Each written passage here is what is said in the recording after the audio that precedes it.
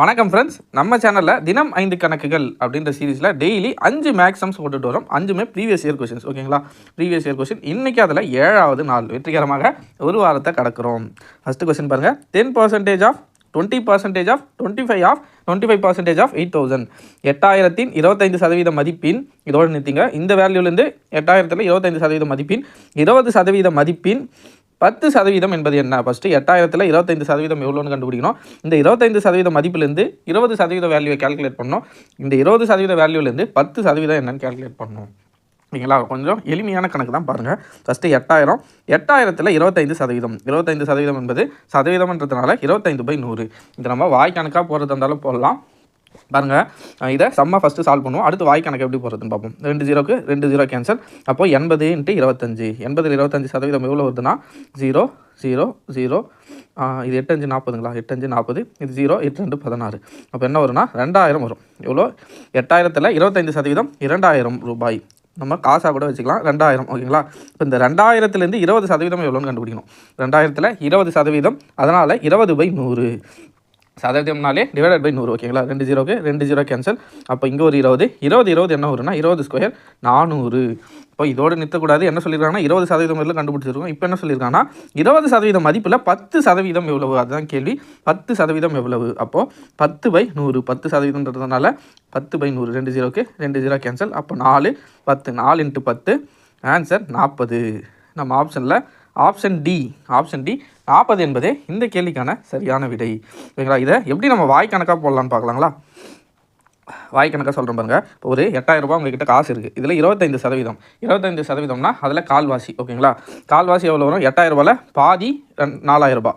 ஓகேங்களா, அதுலேயும் பாதி கால்வாசிங்களா? அதுலேயும் பாதி கால்வாசினா 2000 ரூபாய். ஓகேங்களா, ஈஸியாக வந்துச்சுங்களா? இப்போது இதில் 20% கேட்குறாங்க. 10%னா என்ன? ஒரு 0 கேன்சல் பண்ணிடணும். அப்போ 200 ரூபாய். 20%னா இன்னொரு 200 ரூபாய் சேர்த்திங்கன்னா 400 ரூபாய் வந்துடும். ஓகேங்களா, இப்போ இந்த 400 ரூபாயில் 10% கேட்குறாங்க. 10%னா என்ன சொன்னால் ஒரு 0 கேன்சல் பண்ணிட்டு ஆன்சர் வந்துடும். அப்போ ஆன்சர் 40. இப்படி வாய் கணக்காக போகிறது இருந்தாலும் வாய் கணக்காக போடலாம், இல்லை ப்ரொசீஜர் படி போகிறது இருந்தாலும் போடலாம். ஓகேங்களா, உங்களுக்கு எது கன்வீனியண்ட்டாக இருக்கோ அதை ஃபாலோ பண்ணிக்கோங்க. மேக்ஸை பொறுத்த வரைக்கும் இப்படி தான் போடணும், இந்த மெத்தடில் தான் போடணும்னு இல்லை. நமக்கு ஸ்டெப் மார்க்கும் இல்லை. ஸோ உங்களுக்கு எந்த மெத்தடு ஓகேவோ அந்த மெத்தடில் நீங்கள் போடலாம்.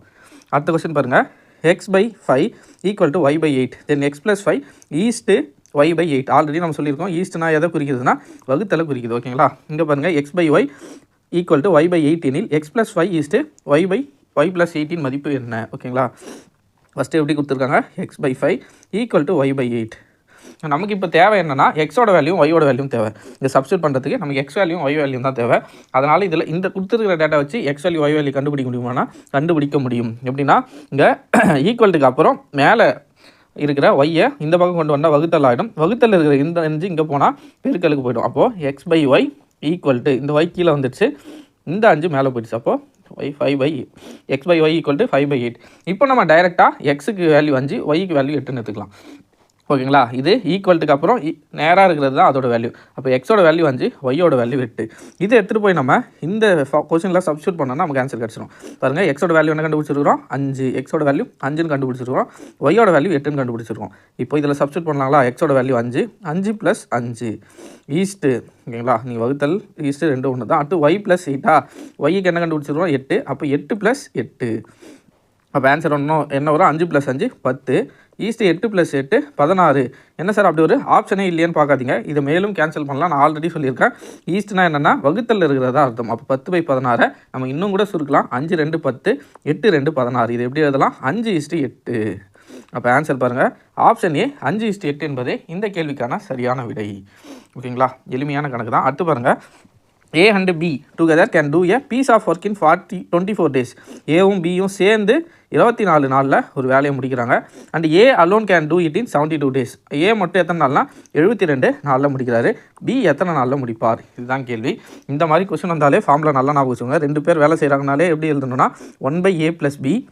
ஒரு நிமிஷம் கீழே போட்டுப்போம். 1/a + b = 1/a + 1/b.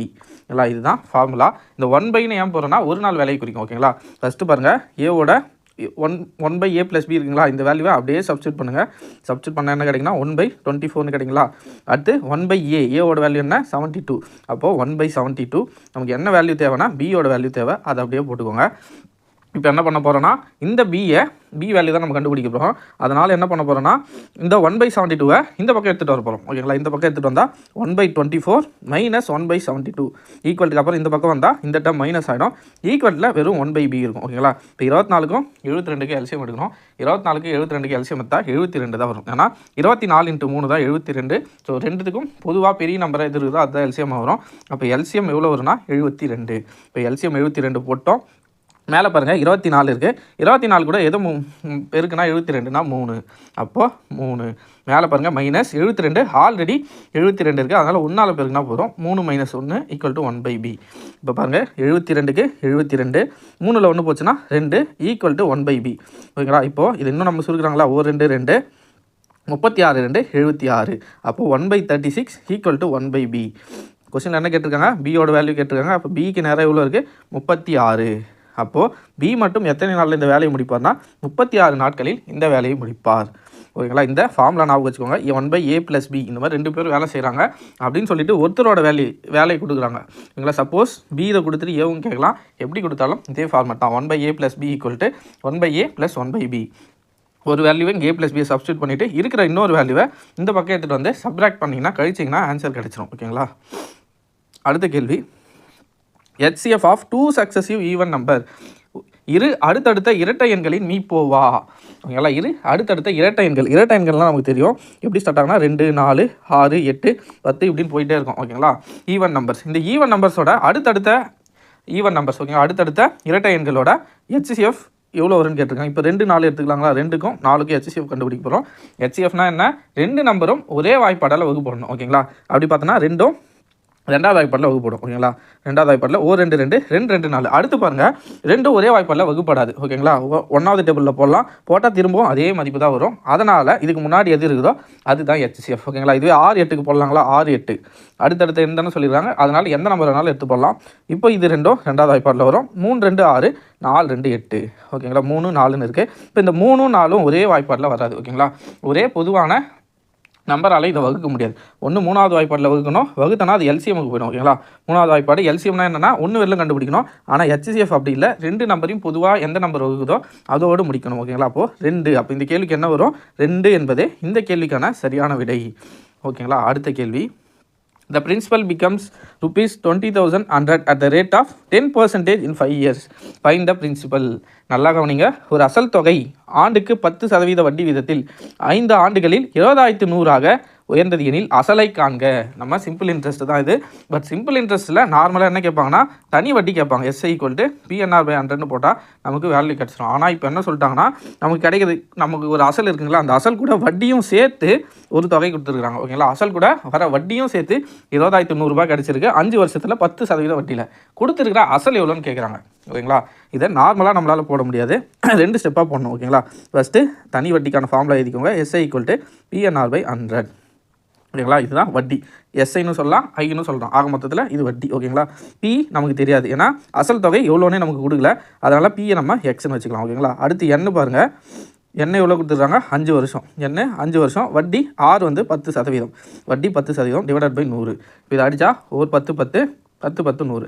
திரும்ப இதை அடிச்சுன்னா 1 5 5 2 5 என்ன ஆகிடுச்சுன்னா 10. அப்போ என்ன கிடச்சிருன்னா வட்டி எனக்கு சிம்பிள் இன்ட்ரெஸ்ட்டுக்கான வட்டி எவ்வளோ கிடச்சிருன்னா மேலே எக்ஸு கீழே 2 வெறும் x/2ன்னு கிடச்சிருக்கு. ஓகேங்களா, இதை வச்சு என்ன பண்ணுறதுன்னு பார்த்தோன்னா நமக்கு இப்போது என்ன கொடுத்துருக்காங்கன்னா அசலை தான் கண்டுபிடிக்கணும். ஆனால் மொத்த தொகை கொடுத்துருக்காங்க, அதாவது அமௌண்ட்டு கொடுத்துருக்காங்க. இந்த மாதிரி அமௌண்ட்டு கொடுத்துட்டாங்கன்னா இதுக்கான ஃபார்முலா என்னென்னா மொத்த தொகை கொடுத்துருக்காங்க. அதனால் அமௌண்ட்டு ஃபார்முலானா A = P + I. ஏன்னா கொடுத்துருக்கிற மொத்த தொகை. ஓகேங்களா, மொத்த தொகை எவ்வளோ கொடுத்துருக்காங்கன்னா 20,100. ஓகேங்களா, எவ்வளோ 20,100. எது ப்ளஸ் பிரின்சிபல் அசல் தொகை நமக்கு தெரியவே தெரியாது, அதை எக்ஸ்ன்னு வச்சுக்க போகிறோம். அடுத்ததாக I நம்ம இப்போ கண்டுபிடிச்சிருக்கிற I தனி வட்டிக்கு ஃபார்முலாவில் போட்டு கண்டுபிடிச்ச I போடலாங்களா. 20,100 மொத்த தொகை எவ்வளோ 20,100. இந்த P நமக்கு தெரியாது, அதனால் எக்ஸ்ன்னு வைக்க போகிறோம். அடுத்ததாக I பாருங்கள், I எவ்வளோ கிடச்சிருக்கு x/2. இப்போ இதை கிளாஸில் பெருக்கணும்னா என்ன கிடைக்குன்னா 2x + x/2. அப்போ என்ன கிடைக்கும் 3x/2ன்னு கிடைக்குங்களா, 3x/2. இங்கே பாருங்கள் 20,100 இருக்குது. இப்போது இதை அப்படியே கிராஸ் மல்டிப்ளை பண்ணிங்கன்னா இது 40,200 மாறிடும். இவ்வளோ 40,200 = இங்கே இருக்கிற 3x. இப்போ இதை எக்ஸ் தான் நம்ம கண்டுபிடிக்கணும், ஏன்னா எக்ஸ் என்பது தான் அசல். அப்போ x = 40,200 / 3. இப்போ 3வது வாய்ப்பாடில் அடிச்சுன்னா நமக்கான அசல் தொகை தெரியும். ஓகேங்களா, இப்போ அடிச்சோம் 40,200 டிவைடட் பை 3 ஓகேங்களா. இப்படி அடிக்கலாம் ஓகேங்களா. எப்படி அடிக்கலாம்? 13 3 39 ஓகேங்களா. பேலன்ஸ் 1 4 3 2 அப்போ 0 0. அப்போ ஆன்சர்னா 13,400 ரூபாய். அசல் எவ்வளோ வந்திருக்கு? 13,400. ஃபஸ்ட் ஆப்ஷன் இருக்குது. ஆப்ஷனே 13,400 என்பதே இந்த கேள்விக்கான சரியான விடை. அவ்வளோதான் ஃப்ரெண்ட்ஸ், இன்றைக்கான 4 சம்ஸாக பார்த்துட்டோம். நாளையிலேருந்து ரீசனிங் 4 மேக்ஸ் சம்மை பார்க்க போகிறோம். அடுத்ததாக ஒரு ரீசனிங் சம்மை சேர்த்து 5 சம்மாக பார்க்கலாம் ஓகேங்களா.